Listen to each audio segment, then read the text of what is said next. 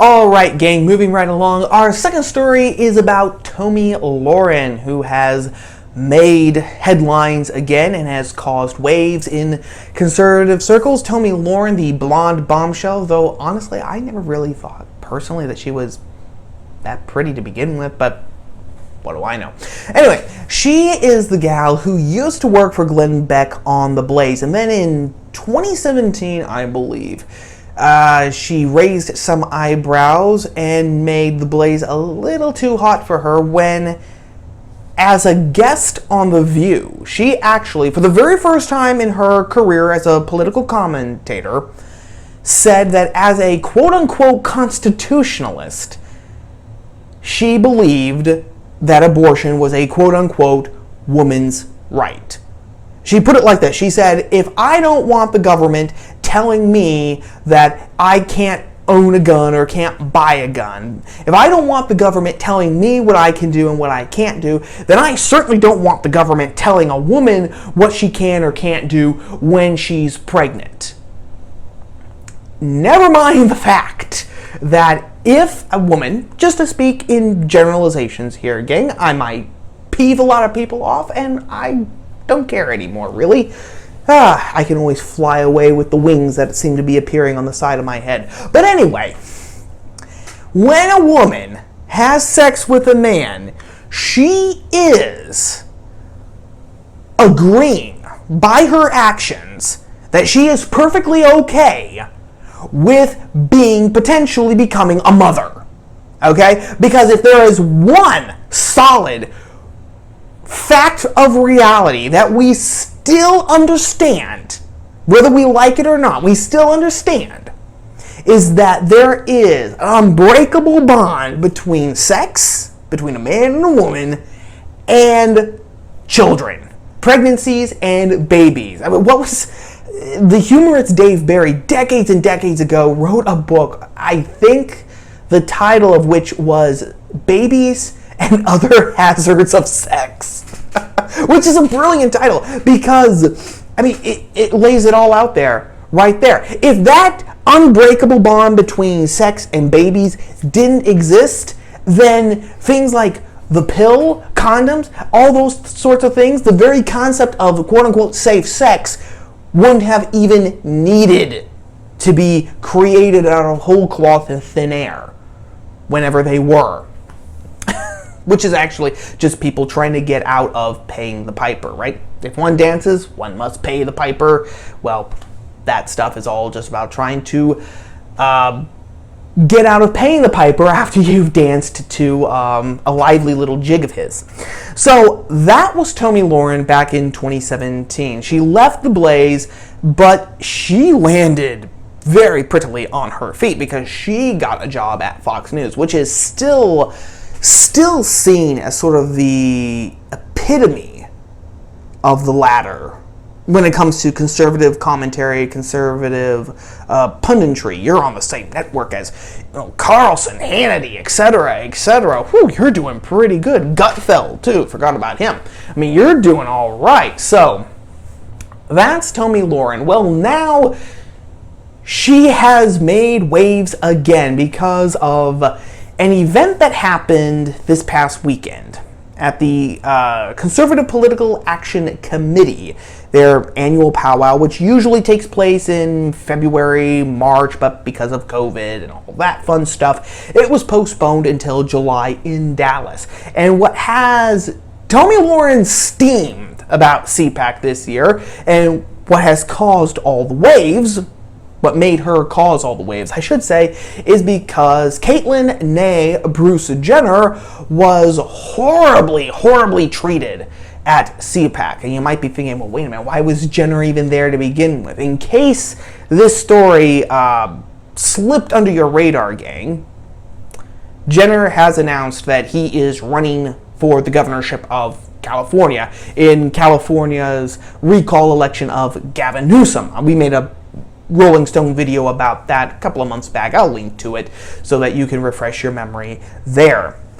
So, on Sunday, or it was early Monday morning, last Monday morning, or very late last Sunday evening. Tomi Lahren said this on Twitter. Hearing how some quote-unquote conservatives treated Caitlyn Jenner at CPAC makes my blood boil. There's no room for your hate in the America First movement. We believe in freedom and we believe in limited government. The way she chooses to live her personal life harms you in no way. Well, that was actually time-stamped July 12th, 2021. So there you go. The ambiguity of whether she tweeted that on Sunday or Monday is gone. And it would have been Monday. So after that tweet, you would be forgiven for thinking, my God, something horrible must have happened to Jenner. I mean, what? Were people pelting him with fruit? Did they bring, bags of rotten tomatoes and heads of moldy cabbages and half-eaten apple cores or something like that? I mean, did it look like that scene from Batman Returns where Batman is in the Batcave and he does and he puts the CD of the Penguin ranting and raving about how he played the people of Gotham like a harp from hell in his CD player, and somehow through the magic of Hollywood and Burtonland plays that over the loudspeaker system so people hear that instead of what the Penguin is actually saying, and they just start throwing fruit at him. It's a hilarious scene. I love Batman Returns. I shouldn't, but I do, FYI.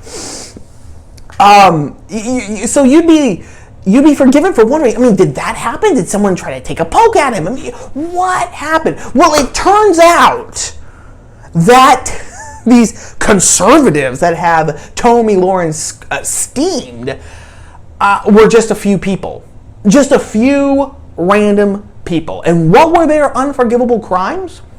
Well, some of them insisted on calling Jenner Bruce.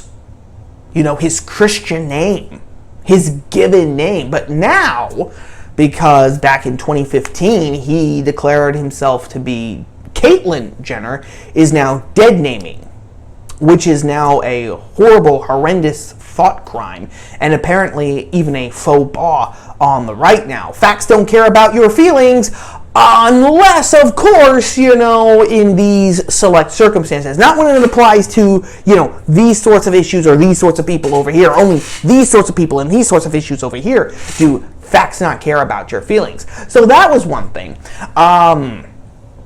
Someone else, a few other people, called him a tranny, which, it's rude, it's callous, it's definitely coarse and perhaps even boorish, and a few people called him a sick freak. That was screamed out at him too, sick freak, which again, boorish, rude, coarse, probably isn't going to help anything or anyone. It's not exactly the same thing, but it's kind of like Nick Fuentes making oven jokes about Jews, which, that's a whole other issue, which we're not even going to get into today. But here's the interesting thing, gang. You can say that these things are boorish and they're rude and everything, but on some fundamental issue, okay, they're true.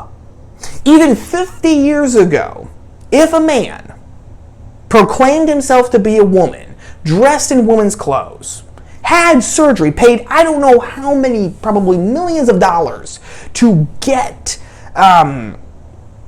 surgery to pass himself off as a woman, and then was even featured on the cover of Cosmopolitan magazine as a woman, we would say that that was a sign of illness of some sort in that individual, because of course a man cannot become a woman, nor can a woman become a man. FYI, the term sex reassignment surgery, it's an Orwellian term to make you think that something impossible can happen, and in some cases actually has happened. Because surgery, okay, the manipulation of your body through scalpels and injections and overlaps and the formation of synthetic parts by the use of other body parts within your own body or donations, that does not make you a member of the opposite sex. That doesn't, because that not only goes down, your sex is determined not only at the genetic level, but philosophically, and I might say even more importantly, at the metaphysical level. You were born a man because you have the essence of man in you. You were born a woman because you have the essence of womanhood, woman in you. That's what your matter was stamped with.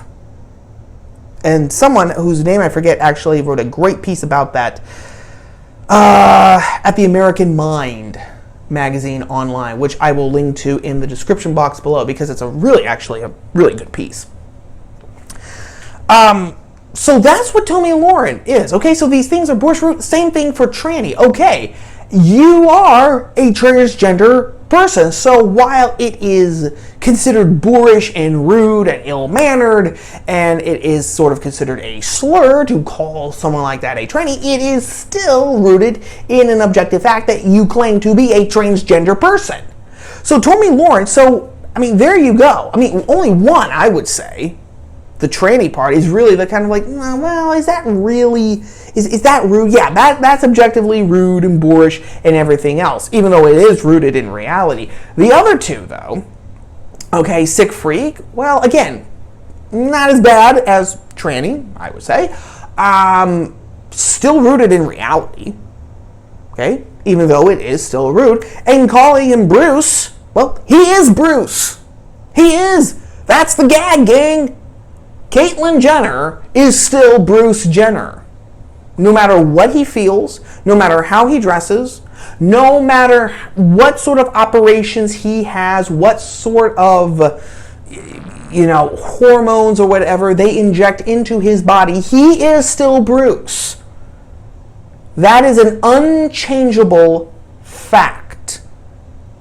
He would have to get really almost like a metaphysical alchemy machine, where a man can come in and you are alchemized completely wholly, metaphysically speaking, as a woman on the other side. Or he would have to be reincarnated, if you'd like to go that route, into a woman in order to actually be a woman. Knives, injections, and clothes, and hairdos and makeup do not a woman make. And in fact, when you actually do that, you're saying that being a woman simply depends on fulfilling certain stereotypes, which, on the flip side, we're told are horribly wrong. We're supposed to be breaking free of all the stereotypes, and yet at the same time, by breaking free of the stereotypes, we are only binding and chaining ourselves tighter and tighter and tighter to certain stereotypes. A wonderful paradox, which the left hopes that you never actually see, and which people like Tomi Lahren, I think, are honestly too ignorant to actually understand. But here's the real meat of my beef with this tweet by Tomi Lahren, which is the last part, when Lahren says the way she, Jenner, chooses to live her personal life harms you in no way. That is a grade A1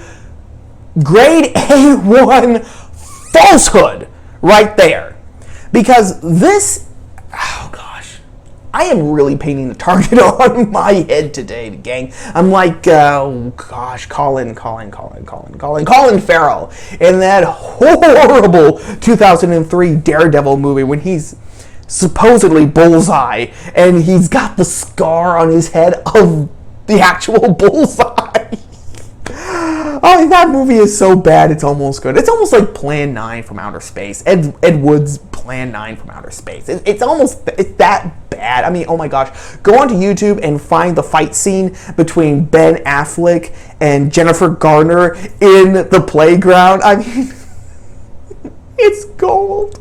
It's comic gold, gang. You will laugh. You will laugh. And if you're fans of the movie, I'm sorry. I think it's at least have the honesty to admit that it's a bad movie, okay? Which is fine. You are perfectly entitled to like bad movies. I like bad movies myself, okay? I think I just mentioned one. Most people, I think, would say that Batman Returns is a bad movie. I love that movie. Love that movie. Love that movie. It is the best Batman movie that was made before. I should say it was the best live-action Batman movie made prior to Batman Begins, because of course Nolan and Bale just blew everyone and everything out of the water with their movies. And I will fight you on that if you dare to actually contradict that point. But anyway, to get back to this, the way she chooses to live her personal life harms you in no way. That is completely false, because everything that we do, everything that you do, everything that I do, whether it's out in public or whether it is in our personal lives, affects people. Now, first, I really want to talk about this phrase, personal life. I mean, what does that even mean? It's a very spongy term.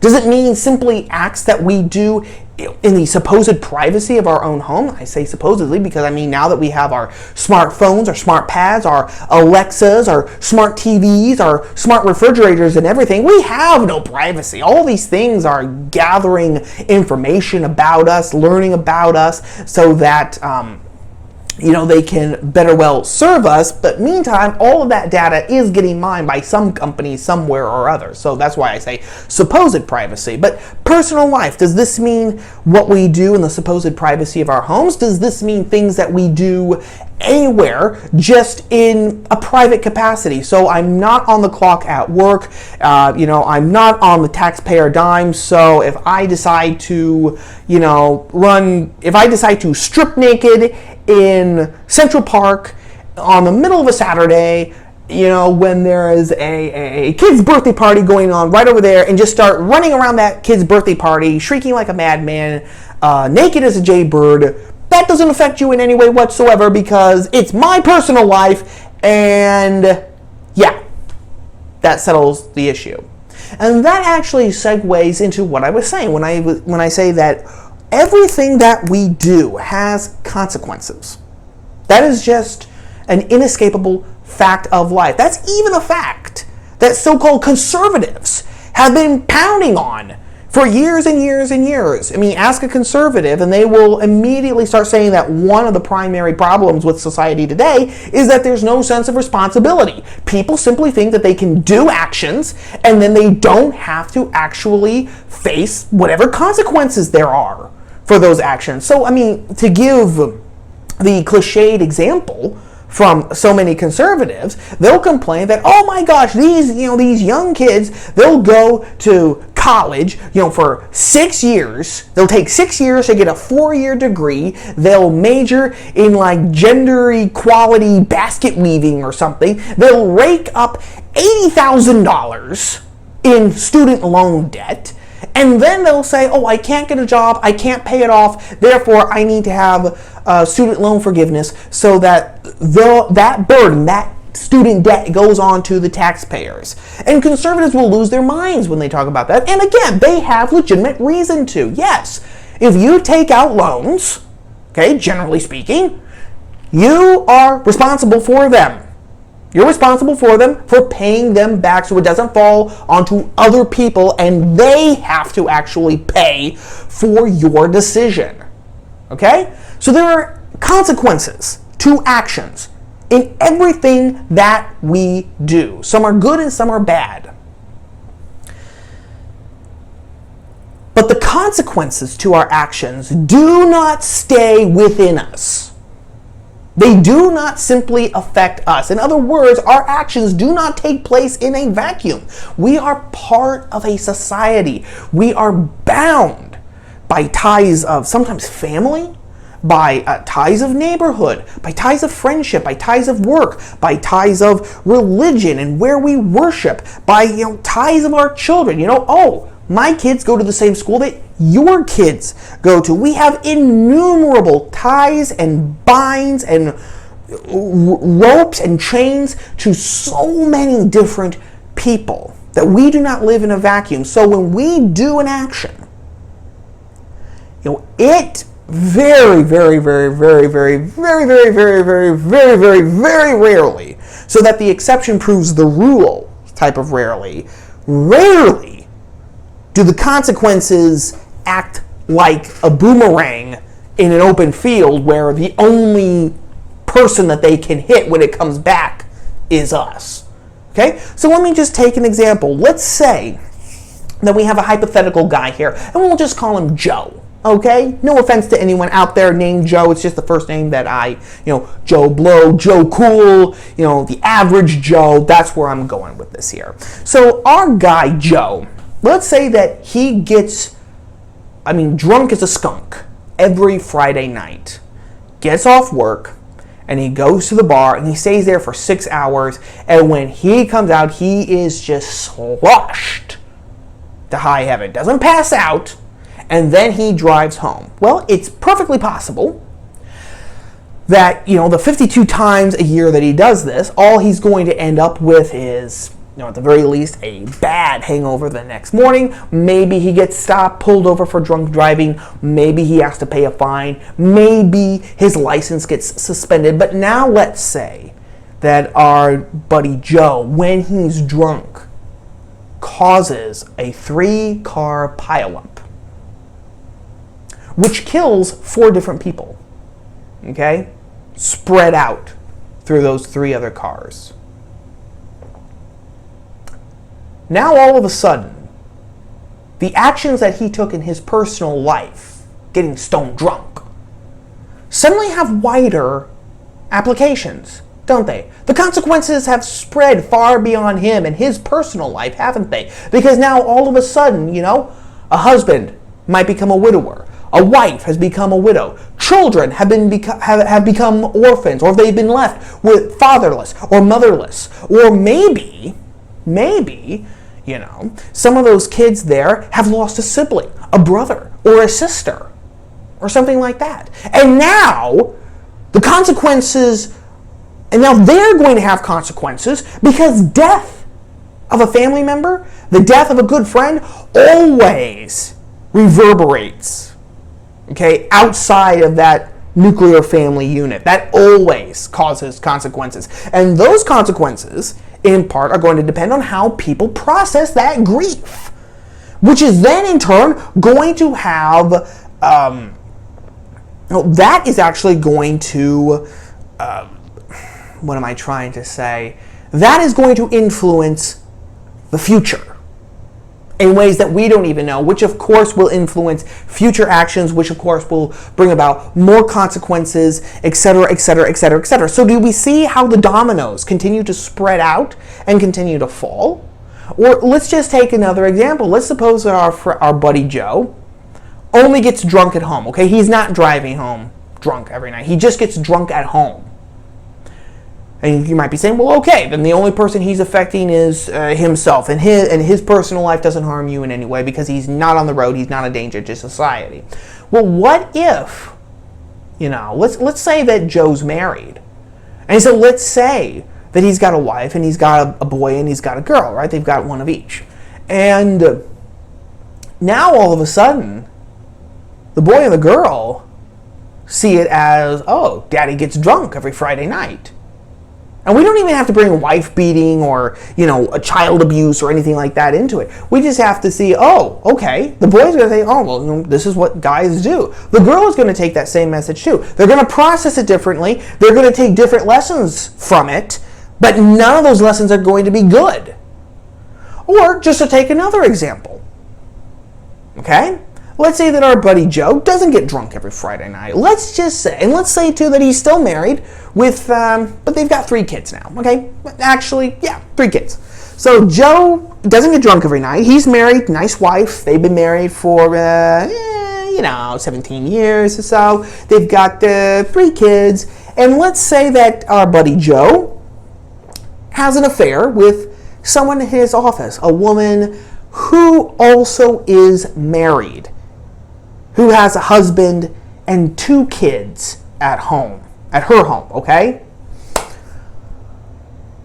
All of a sudden, because of their decisions and their quote-unquote personal lives, all of a sudden, they have thrown 2 families into chaos, which actually means that they have thrown 4 families into chaos, because again, a family of a man and a woman is always comprised of 2 families because he still has his family, she still has her family. So now you've got 4 families that have been thrown into chaos because of their personal decisions. and because of the lies that they've told, and depending too on how long the affair goes on, depending on how many lies are told, what exactly happens, the damage is going to become worse and worse and worse and worse and worse as time goes on. So now all of a sudden, you have very conceivably destroyed 2 marriages, 2 homes, because of your quote-unquote personal decisions.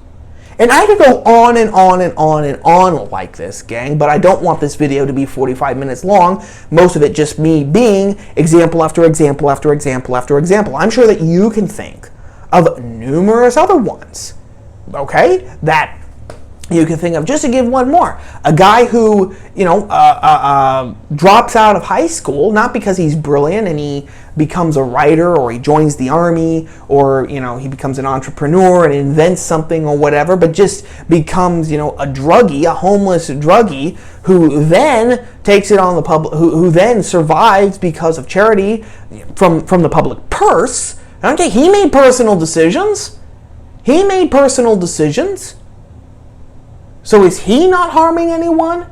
Or all of a sudden is it harming you because it affects your wallet? And that is one of the primary problems today, actually, just to wrap this all up, game, with modern day contemporary conservatism. And I'm going to have to do a whole thing about this, I think, because I cannot do this idea justice at the tail end of this video. But conservatism thinks that harm only comes from physical actions or financial actions, when there is a whole laundry list of other facets of life that can be harmed. And one of them is this asinine idea that our personal lives, personal decisions don't harm anyone besides yourself in any way. No. That's absolutely untrue. First, because we're human beings, and so we are all bound by our human essence. And so we're all living in like a vast pond where every action we make is actually causing ripples, and we have absolutely no idea the consequences of some of these actions until after we're dead, if you believe, in a judgment like I do. And 2, to take it a bit more narrowly, everything that we do has consequences outside of ourselves, especially when you profess to live in a self-governing republic, which is predicated on people being virtuous in their private lives so that they can be virtuous in their public lives, so that the republic can actually survive and not descend into licentiousness. So Tomi Lahren is completely wrong about her fundamental assertion in defense of Bruce Jenner. And unfortunately, too many people on the right also think like her, if the number of likes on that asinine tweet are any indication. And it's a problem that is going to have to be faced sooner or later and corrected post haste. That is story number 2.